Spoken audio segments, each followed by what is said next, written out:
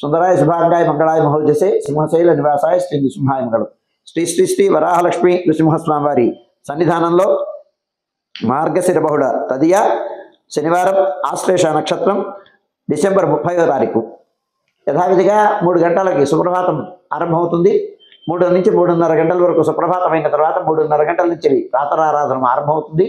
ప్రాతరారాధనలో భాగంగా నిత్యవేద పారాయణం, ఉపనిషత్ పారాయణం, దివ్యప్రబంధ సేవ, ఉపనిషత్ పారాయణం అయిన తర్వాత ధూప సేవ సమయంలో చతుర్వేద పారాయణం, శ్రీరామాయణం, భారతం, భాగవతం, విష్ణు పురాణం, క్షేత్ర మహాత్మ్యం, వరాహ పురాణం, శ్రీభాష్యం మొదలైన గ్రంథాలన్నీ పారాయణం చేయడానికి ఉపక్రమిస్తారు. అదైన తర్వాత బాలభోగ నివేదనంతో సమాంతరంగా తిరుపావి సేవాకాలం, దానితో సమాంతరంగా నిత్యహోమం, బలిహరణం అయిన తర్వాత మంగళాశాస్త్రం, చాతమర గోష్ఠి, తీర్థ వినియోగం అయిన తర్వాత తాయార్ల సన్నిధిలోనూ లక్ష్మీనారాయణ స్వామి సన్నిధిలోనూ మంగళాశాస్త్రం పూర్తి చేసుకున్న తర్వాత అమ్మవారి సేవ ఆరంభమవుతుంది. అమ్మవారి ఆండాళమ్మవారు వేడా ప్రదక్షిణ పూర్వకంగా ఆండాళ సన్నిధికి వేయించేసిన తర్వాత విశేషారాధనం అయిన తర్వాత నివేదనం, సేవాకాలం అయిన తర్వాత మంగళాశాస్త్రం, చాతమర గోష్ఠి, తీర్థ వినియోగం అయిన తర్వాత పాసుల విన్నపం అయిన తర్వాత ఆండాళమ్మవారు ప్రధానాలయంలోకి వేయించేస్తారు. వేయించేసిన తర్వాత వైలారగింపు అయిన తర్వాత ఆళ్వార సన్నిధిలో విశేష ఆరాధన, వైలారగింపు అయిన తర్వాత మంగళాశాస్త్రం, చాతమర గోష్ఠి అయిన తర్వాత రాజభోగం అయిన తర్వాత చుట్టు సన్నిధిలో నివేదనం జరిపించి మంగళ నీరాజనం అయిన తర్వాత సుమారు 6:30 గంటల నుంచి సర్వదర్శనం ఆరంభమవుతుంది. 7:30 గంటలకు సహస్రనామార్చనం, 8:30 గంటలకి ఆర్జిత గరుడ సేవ, 9:30 గంటల నుంచి ఆర్జిత నిత్య కళ్యాణం ఆరంభమవుతాయి.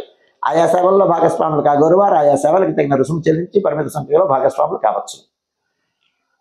2:30 గంటల వరకు సర్వదర్శనం కొనసాగుతుంది. 2:30 గంటల నుంచి 3 గంటల వరకు మధ్యాహ్న విరామం.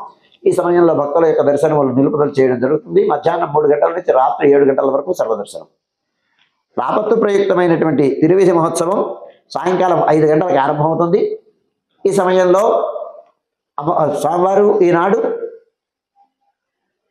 యోగా నరసింహ అలంకారంతో ఉభయ దేవేరులతో ఆళ్వారులతో కూడి గ్రామ ప్రదక్షిణ పూర్వకంగా తిరువీధిని అనుగ్రహిస్తారు.